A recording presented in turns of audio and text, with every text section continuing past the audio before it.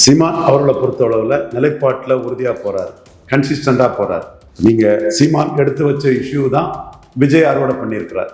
இந்த சூழ்நிலையிலும் சீமான் தாக்கு பிடிச்சி சுமார் 20 லட்சம் வாக்கு எடுத்தது சீமானுக்கு ஒரு சாதனை வாக்காக தான் நான் பார்க்குறேன். ஸோ இந்த வாக்குகள் சீமானுக்கு அடிப்படை வாக்குகள்னு சொல்லலாம். ஏன்னா இந்த வாக்குகள்ல இருந்து தான் சீமான் தன்னுடைய பலத்தை கட்டி அமைக்கணும். அவர் இந்த தோல்வியை கொண்டு தோன்றோடல வழக்கமா ஒரு விழுக்காடுல இருந்து எழுப்பி வந்தவர் தானே, 4ல இருந்து எழுப்பி வர முடியும்னு அவர் உறுதியான கொள்கைகள் போதுமான அளவு மக்கள் மத்தியில் கொண்டு போய் சேர்க்கப்படலை. காரணம், விஜய்க்குள்ள விற்பனை வலிமையும் திரை பிம்பமும் அவருக்குள்ள க்ரோட் புல்லிங் கெப்பாசிட்டியும் அதை முழுகடிச்சிட்டுன்னு தான் நான் பார்க்குறேன். தவேகாவுக்கு ஒரு ஆன்டி எஸ்டாப்ளிஷ்மெண்ட் வரும்போது அது திமுகவுக்கும் அண்ணா திமுகவுக்கு போகாமல் தனக்கு வருங்கிற எதிர்பார்ப்பு சீமான்ட்ட இருக்குது. தவேகா ஊழலற்ற ஆட்சி, ஒரு நேர்மையான ஆட்சியெல்லாம் அவங்க கொடுக்குறாங்கிற பொறுத்து தான் அது அமையும். அரசியல் பேரவை நேயர்களுக்கு வணக்கம். நான் உங்கள் பிருந்தா சங்கர். இன்று நம்மோடு சிறப்பு விருந்தினராக இணைந்திருப்பது மூத்த அரசியல் திறனாய்வாளர் ரவீந்திரன் துரைசாமி அவர்கள். வணக்கம் சார். வணக்கம் பிருந்தா, எப்படி இருக்கீங்க? நல்லா இருக்கமா. இப்போ கடுமையான 4 முனை போட்டிக்கு இடையே தேர்தல் நடந்து முடிஞ்சு ரிசல்ட்டும் வந்திருக்கு. சீமான் அவர்கள் கிட்டத்தட்ட 19 லட்சம் வாக்குகளை பெற்றிருக்காரு.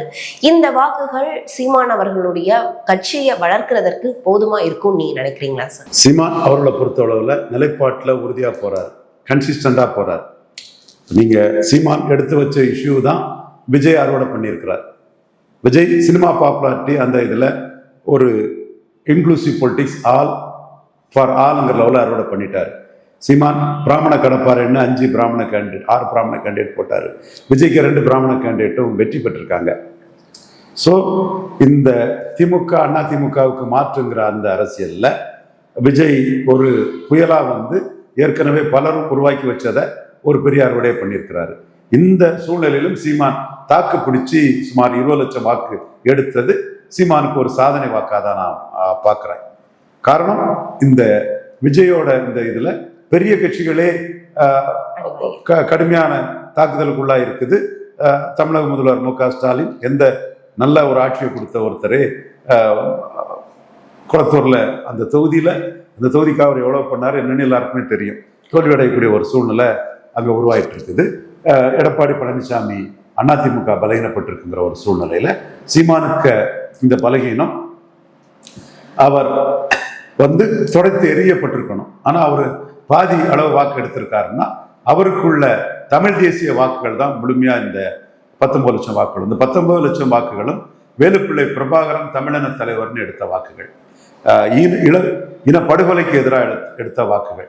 ஸோ இந்த வாக்குகள் சீமானுக்கு அடிப்படை வாக்குகள்னு சொல்லலாம். ஏன்னா இந்த வாக்குகள்ல இருந்து தான் சீமான் தன்னுடைய பலத்தை கட்டி அமைக்கணும். ஏற்கனவே அவர் தேர்தல் நேரத்திலே அவர் 4 பேருக்கும் எதிராக நிற்போங்கிற கருத்தை சொல்லிட்டாரு. திமுக அண்ணா திமுக காங்கிரஸ் பாஜக 4 பேருக்கு எதிராக 20 ஆண்கள் 20 பெண்கள் நிறுத்துவோம்னு சொல்லிட்டாரு. ஸோ இதுல பெண்கள் பாதி நிறுத்தது கூட மாறுபட்ட கருத்துக்களுக்கும் வருது என்றாலும் அவர் தன் எடுத்த நிலைப்பாட்டில் போறார். 50% பெண்கள் நிறுத்ததுல திறமையான ஆண்களுக்குள்ள வாய்ப்பு, தமிழ் தேசிய உணவாளர்களுக்குள்ள வாய்ப்பு பாதிக்கப்படுதுங்கிற ஒரு குரல் கூட இப்போ வருது. ஏன்னா பெண்கள் ஓட்டு அந்த அளவுக்கு வரலங்கிற ஒரு எண்ணம் வரும்போது வருது. பட் அவர் ஸ்டெடியாட்டே அதை சொல்லியிருக்கிறாரு. அவர் இதுவரை 2 கட்சிக்கு மக்கள் ஆள வாய்ப்பு கொடுத்துருக்காங்க. 3வது தாவேகாவுக்கு ஆளுவதற்கான வாய்ப்பு கொடுத்துருக்காங்க. தொடர்ந்து நம்ம கொள்கைகளை சொல்லி போராடினா மக்கள் நமக்கு வாய்ப்பு அளிப்பாங்க. அதனால சளைக்காம தளராம நம்ம ஃபைட்டை கொண்டு போவோங்கிற லெவல்ல இருக்கிறாரு. தனிச்சு தான் போட்டியிட போறாரு. 4 கட்சிகளையும் கடுமையா எதிர்த்து தான் அவர் அரசியல் களமாட போறாரு. குறிப்பா ஈழ இனப்படுகொலை, காங்கிரஸ் எதிர்ப்பு, அந்த இது கூடுதலாட்டே அதிகம் இருக்க வாய்ப்பு இருக்குது. ஸோ அவர் இந்த தோல்வியை கொண்டு தோன்றோடல வழக்கமா ஒரு விழுக்காடுல இருந்து எழுப்பி வந்தவர் தானே, 4ல இருந்து எழுப்பி வர முடியும்னு அவர் உறுதியான. கண்டிப்பா சார். 2010 சீமான் அவர்கள் கட்சி ஆரம்பிச்சிருக்காங்க. 2024 வரையும் ஒரு தடவை கூட அவருக்கு இறங்கு முகமா எந்த ஒரு தேர்தலும் அமையல. அவருடைய வாக்கு சதவீதமானது அதிகரித்திருக்கு. மக்களும் அந்த தமிழ் தேசிய உணர்வை புரிஞ்சு வாக்களிக்கக்கூடிய ஒரு நிலையானது இருந்தது. ஆனா இந்த முறை என்ன காரணத்தினால, பல அரசியல் காரணத்தினால அந்த வாக்குகள் ஸ்பிளிட் ஆச்சுன்னா, இல்ல அப்படின்னா விஜய் அப்படின்ற ஒரு திரை முகம்னால இந்த வாக்குகள் ஸ்பிளிட் ஆச்சு நீங்க நினைக்கிறீங்க? இதுவரை எந்த தேர்தலையும் ஒரு வாக்கு சதவீதம் குறையில கூறிட்டு தான் போனாரு. நாங்குநேரி இடைத்தேர்தலில் மட்டும்தான் ஒரு சின்ன ஒரு சின்ன ஒரு சரிவை சந்திச்சாரு. வேற எங்கேயுமே ஒரு சரிவை சந்திக்கல. 1லேருந்து 8.2 போனார். இந்த இடத்துக்குள்ள ஒரு சரிவை சந்திச்சது வந்து ஒரு எதிர்பாராத திருப்பம் தான். நான் அந்த இடத்துல சரிவை சந்திக்க மாட்டாருன்னு தான் நான் கருதினேன். பட் வெயிட்டிங்னு விஜய்க்காக சொன்னார் ஆரம்பத்துல. இவர் சொன்னது விஜய் தமிழ் தேசிய அரசியலுக்கு வருவாருன்னு கருதி அவர் சொன்னது. விஜய் வந்து அதற்கு மாற்றா போகும்போது விஜய்க்கு எதிரான ஒரு அரசியலை அவர் முன்னெடுத்தார். அந்த எதிர்ப்பு அரசியலை முன்னெடுக்கலன்னா இந்த இது கூட வந்திருக்காரு. பட் ஆரம்பத்திலே அந்த எதிர்ப்பு அரசியலை முன்னெடுத்திருப்பாருன்னா அவருக்கு வாக்கு வங்கியில சரிவே வந்திருக்காரு. ஸோ அந்த ஆரம்பத்தில் வெயிட்டிங்னு சொன்னது வந்து விஜய் கூட இணைஞ்சு செயல்படுறதுக்கான ஒரு வெயிட்டிங்கிற ஒரு ஒரு எண்ண ஓட்டம். அதுவும் பொதுமக்கள் மத்தியிலும் விஜய் ரசிகர்கள் மத்தியிலும் சீமா ப்ரொஜெக்ட் பண்ணுவாருங்கிற ஒரு எதிர்பார்ப்பு அதை கொடுத்துட்டு அது சீமானோட அந்த நிலைப்பாட்டுக்கு ஒரு சிறு சேதாரமாய் போச்சு. திரும்ப லேட்டரா வந்து தான் அந்த நிலைப்பாட்டில இருந்து அந்த பேச்சில இருந்து மாறி தன்னுடைய நிலைப்பாட்டை தெளிவுபடுத்தும் போது ஒரு சின்ன ஒரு ஷேக் உருவாயிட்டுங்கிறது தான் காரணம். என்றாலும் அவர் தீவிரமான தனித்து போட்டி தமிழ் தேசிய அரசியலுங்கிறதுல எடுத்த ஓட்டுகள் வந்து மீண்டும் சொல்றேன் வேலுப்பிள்ளை பிரபாகரன் தமிழின தலைவர் என்பதை ஏற்றுக்கொண்டு விழுந்த வாக்குகள். கண்டிப்பா சார். இப்ப அதே மாதிரி பாத்தீங்க அப்படின்னா சீமான் அவர்கள் பல போராட்டங்களை வந்து முன்னெடுத்திருந்தாங்க. நம்மளும் பல காணொலிகள் அவர் ஒவ்வொரு போராட்டங்களும் ஒவ்வொரு இதுவும் வந்து சொல்லும் போது நம்ம பல காணொலிகள் நம்ம பேசியிருக்கோம். மக்களுக்கும் இயற்கைக்கும் சார்ந்த பல போராட்டங்கள் வந்து முன்னெடுத்திருந்தாங்க. குறிப்பா பாத்தீங்கன்னா சமூக நீதி அப்படின்னு அந்த ஒரு பிரச்சனைகளும், அதாவது ஒவ்வொரு சமூகத்தோடைய இடஒதுக்கீடு அப்படின்னு, அப்புறம் அருந்ததி அவர்களுடைய இடஒதுக்கீடு, இப்போ இந்த மக்கள் எல்லாம் சீமான் அவர்களுக்கு ஆதரவா இருந்திருக்காங்களா அப்படின்றது இப்போ மிகப்பெரிய கேள்வியா இருந்தது. ஏன்னா சீமான் அவர்களுடைய நிலைப்பாட்டை கடுமையா உள்வாங்கிய கூடிய மக்களா வந்து இவர்கள்லாம் இருந்தாங்க. இப்போ வந்து அந்த நிலைப்பாட்டில தான் மக்கள் ஆதரிச்சிருக்காங்க அந்த 19 லட்சம் வாக்குகள். சீமானோட அந்த எண்ணங்கள் வந்து கொள்கைகள் வந்து போதுமான அளவு வந்து மக்கள் மத்தியில் கொண்டு போய் சேர்க்கப்படலை. காரணம் விஜய்க்குள்ள விற்பனை வலிமையும் திரை பிம்பமும் அவருக்குள்ள க்ரோட் புல்லிங் கெப்பாசிட்டியும் அதை வந்து முழுகடிச்சிட்டுன்னு தான் நான் பார்க்குறேன்.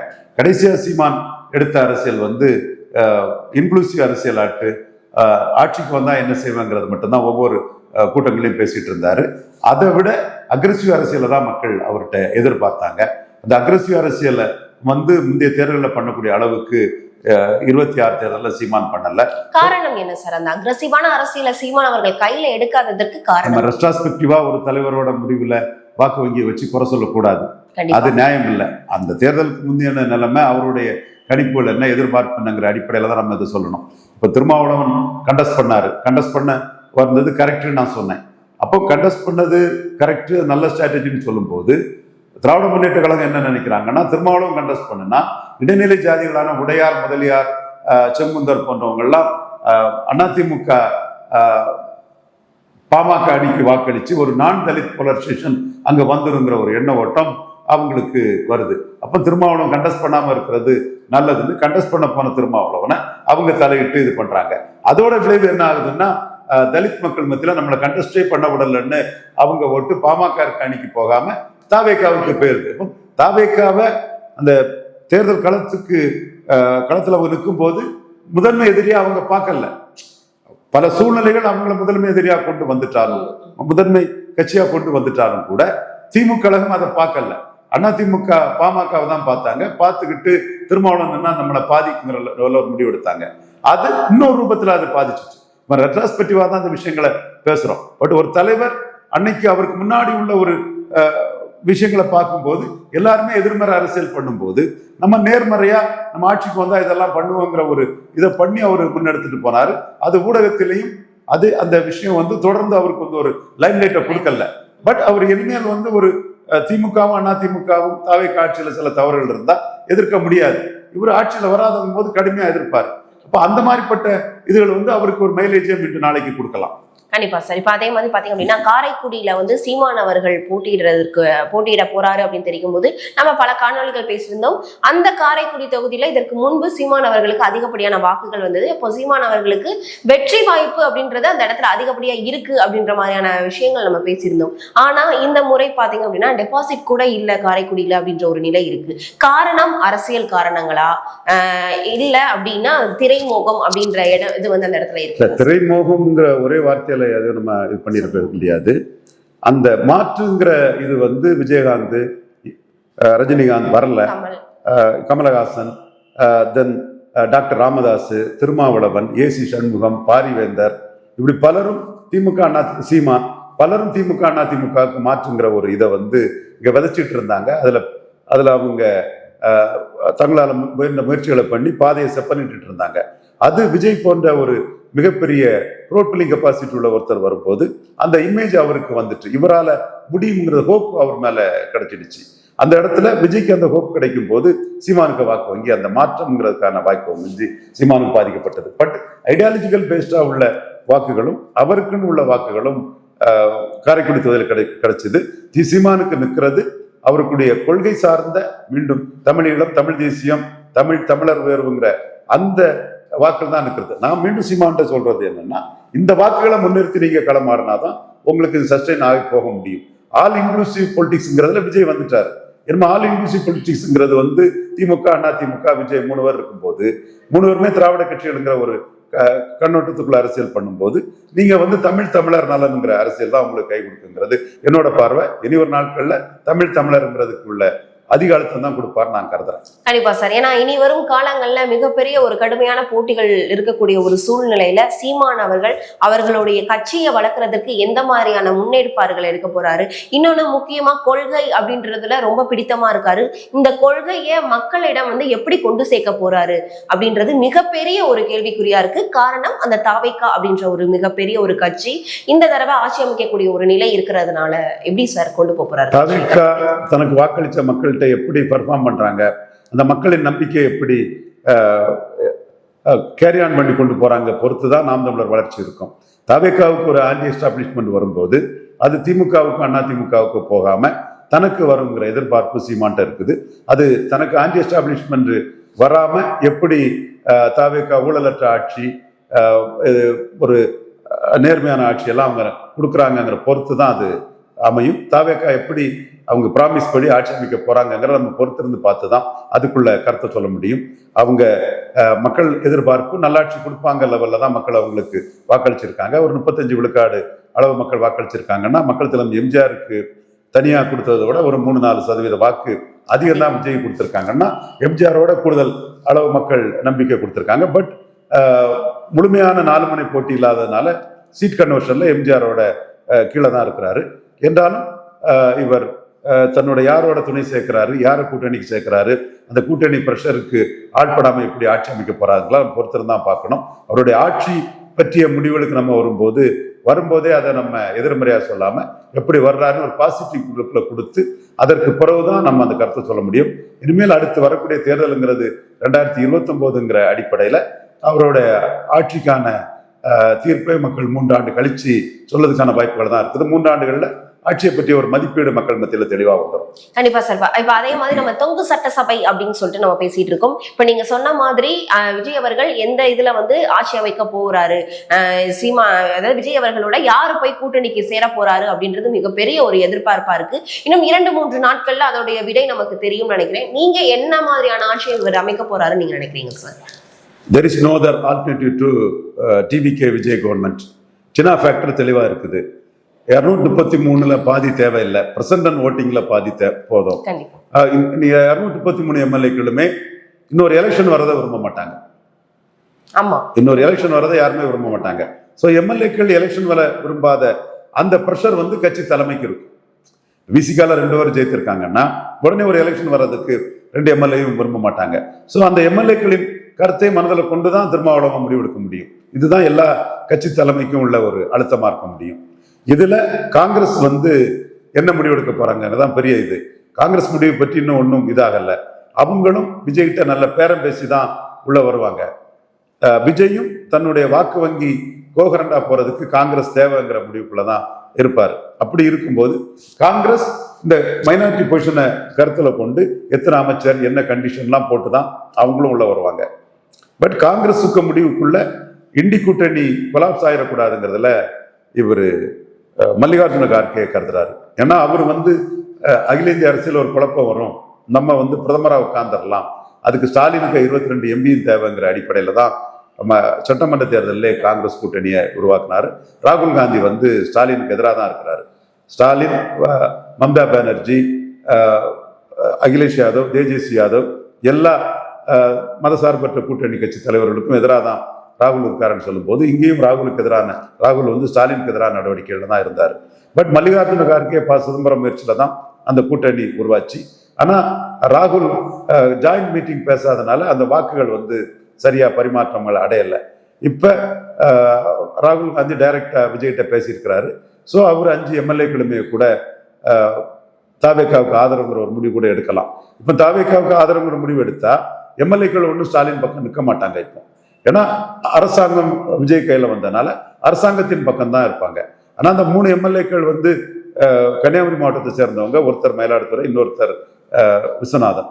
ஸோ அவங்களும் ஆதரவு கொடுக்கும்போது எங்களால தான் ஆட்சி வருது, நாங்க தான் கிங் மேக்கர்னு சொல்லும்போது அதற்கான அமைச்சர் போர்ட்போலியோ அது இதுல வந்து கேள்வி வைக்கலாம். ஸோ காங்கிரஸை பொறுத்தளவுல ஸ்டாலின் பெரிய ஜனநாயகவாதி தான், ஏன் அமைச்சர் பதவி உங்களுக்கு தரலங்கிற ஒரு கோரிக்கை அவங்கள்ட்ட இருந்தது. இப்போ இவங்களுக்கு சந்தர்ப்பம் வந்து அமைச்சர் பதவி வாங்கிறதுக்குரிய பலம் இவங்கள்ட்ட வந்துட்டு. ஸோ ஆட்சியை நிலைக்கிறதுக்கு வந்து காங்கிரஸுக்கு மந்திரி பதவி கொடுத்தாகணும் அல்லது பாமகவுக்கு கொடுத்தாகணும். கம்யூனிஸ்டை பொறுத்தளவுல மதசார்பின்மையை காக்குறதுக்குன்னு அவுட் சைட் சப்போர்ட்டுங்கிற லெவல்ல அவங்க போயிடுவாங்க. அவங்க வந்து ஒரே கூட்டணி வேற, தொகுதி பங்கீடு வேறன்னு தொகுதி உடன்பாடுங்கிறது வேறன்னு அவங்க சொல்லக்கூடியவங்க. ஸோ அவங்க வந்து 2006ஆம் ஆண்டு கலைஞருக்கு மெஜாரிட்டி இல்லாத போது அவுட் சைட் சப்போர்ட்னு சொன்ன மாதிரி விஜய்க்கும் வந்து அவங்க தாவேக்காவுக்கும் அவுட் சைடு சொல்லதுக்கான வாய்ப்புகள் உண்டு. இது என்ன பிரச்சனைனா, இவங்க திமுக கூட்டணியில ஸ்டாலின் முதல்வர்னு சொல்லி எடுத்த எம்எல்ஏக்கள், இப்போ ஸ்டாலின் முதல்வர்னு சொல்லி எடுத்த எம்எல்ஏக்களை எப்படி நீங்க விஜய் முதல்வர்னு சப்போர்ட் பண்ணுவீங்க? அது எப்படி நியாயம்? அதுதான் கேள்வி வரும். விஜயை பொறுத்தவரை மீண்டும் ரீஎலெக்ஷன் வர்றதுக்கும் அவர் விரும்பத்தான் செய்வார். ஏன்னா அவரு 3வது போவார்னு சூழ்நிலையிலே முதல்ல வந்துட்டார். ரீஎலெக்ஷன் வந்துன்னா கம்ஃபர்டபுள் மெஜாரிட்டி வந்துடும், யாரையும் நம்பாம ஆட்சி பண்ணலாங்கிறது கூட விஜய்க்கு இருக்கும். பட் எம்எல்ஏக்கள் வந்து விரும்ப மாட்டாங்க. இதுதான் யதார்த்தம் சொல்ல. விஜய் அஸ் எ லீடர் தைரியமா நம்ம நல்ல டைம் தான் நமக்கு, நம்ம மீண்டும் ஒரு ஃப்ரெஷ் மேண்டேட்டுக்கு போனா கூட நமக்கு பெரிய இது வரும், நம்ம ஜெயிக்க மாட்டேங்கிற சூழ்நிலையிலேயே நம்ம வந்து இவ்வளவு வந்துட்டோம், நம்ம இவ்வளவு நிரூபிச்சுட்டு திரும்ப போகும்போது ஃபுல் மேண்டேட் என்ன கொடுங்கன்னு மக்கள்கிட்ட கேட்டு நான் யாரோட பிடியிலே இருக்க மாட்டேன் அப்படிங்கிற லெவல்ல அவர் கேட்டு போகும்போது அவருக்கு வந்து இதோட அதிகம் சீட்டு கிடைக்கும் நம்பிக்கையில விஜய் நிற்கலாம். பட் எம்எல்ஏக்கள் வந்து அரசாங்கம் கண்டினியூ ஆகணுங்கிற எண்ணத்துல தான் இருப்பார். விஜய் கூட அடமண்டா நான் தனிச்சு மீண்டும் போறேன்னு சொல்லிட்டு எல்லாரும் பதறிடுவான். மற்ற காங்கிரஸ் 5 எம்எல்ஏ பதறிடுவான். இன்னும் என்னடா 20 கோடி 30 கோடி ரூபாய் செலவழிச்சுக்கிட்டு எதுக்கு வம்புன்னு. So there is no other alternative. எம்எல்ஏக்கள் அரசு தொடரணும்னு நினைக்கிறாங்க. அந்த அழுத்தம் கட்சி தலைமைக்கு இருக்கும். So government will continue. இந்த கூட்டணி கட்சிகளுக்கு எடப்பாடி முதல்வர் சொல்லிட்டு விஜய் சொல்றது ஒரு அரசியல் பல்ட்டிங்கிற மாதிரி ஆகும். கூட்டணி ஒரு பல்ட்டிங்கிற மாதிரி ஆகும். இன்னொன்னு, நாளைக்கு கூட்டணி எப்படி அமையும், நமக்கு எப்படி டிக்கெட்டுங்கிற அந்த இதுவும் அரசியல் கட்சி தலைமைகளுக்கு பிரச்சனையா இருக்கும். இப்ப நீங்க வந்து காங்கிரஸுக்கே என்ன நினைப்பாங்கன்னா, ஸ்டாலினை காட்டி விஜய்கிட்ட பேரம் பேசணும், அல்லது விஜய் காட்டி ஸ்டாலின் பேரம் பேசணும். இதுல ஒரு முடிவு எடுத்துட்டு அந்த பேரம் பேசக்கூடிய சக்தி பேரும் எவன்கிட்ட பைண்டிங் ஆயிருக்குமோ அவன் சொல்றதை அடுத்தால கேட்க வேண்டிய சூழ்நிலை ஆகும். இப்படி பல லாப நஷ்ட கணக்குகள் உள்ளுக்குள்ள இருக்குது. மீண்டும் சொல்றேன், சின்ன ஃபேக்டர் கவர்மெண்ட்டை காப்பாற்றும். கண்டிப்பா சார். ஏன்னா இப்போ விஜய் அவர்கள் வந்து தமிழ் தேசியமும் திராவிடமும் எனது இரு கண்கள் அப்படின்னு சொன்னாரு. தமிழ் தேசியத்திற்கு இனி வரும் காலங்களில் விஜய் அவர்கள் சப்போர்ட்டிவா இருப்பாருன்னு நீங்க நினைக்கிறீங்களா? இறுதியா நிச்சயமா காங்கிரஸ் அவர் பெருசா நினைச்சு போறதுனால தமிழ் தேசியம்ங்கிறத ஒரு பேரளவுல சொன்னாரு, திரையில சொன்னதை அப்படி சொன்னாரே தவிர காங்கிரஸ் சென்ட்ரிக் ஓட்ஸ் அதை மையமா வச்சுதான் அவர் பயணிக்கிறதுக்கான வாய்ப்புகள் இருக்குது. ஸோ தமிழ் தேசியம்னா சீமான் மட்டும்தாங்கிற ஒரு நிலைமை தான். கண்டிப்பா சார், கண்டிப்பா. அரசியல் ரீதியா இருக்கக்கூடிய பல்வேறு விவரங்கள் எங்களோட பகிர்ந்தமைக்கு ரொம்ப நன்றி.